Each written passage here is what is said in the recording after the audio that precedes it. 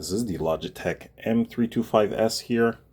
This is a USB mouse. You can find it on the back plate on the right hand side here. That's where your receiver is. This is a very popular mouse that a lot of people choose. Simple on and off switch here at the top left.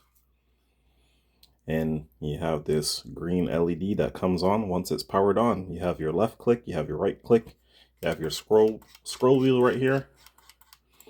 No buttons on each side. And for a size comparison, I have a larger mouse. This is the M310 here. You can kind of see how much smaller it is compared to the M310. Now the M310 is a little bit bigger. This is more standard size for the Logitech mice that you find, but that gives you an idea for size comparison. Overall, this is a very popular mouse. I do see a lot of people use this for school, for office use. And it's a nice mouse for just getting the job done. Those are the standard clicking sounds here.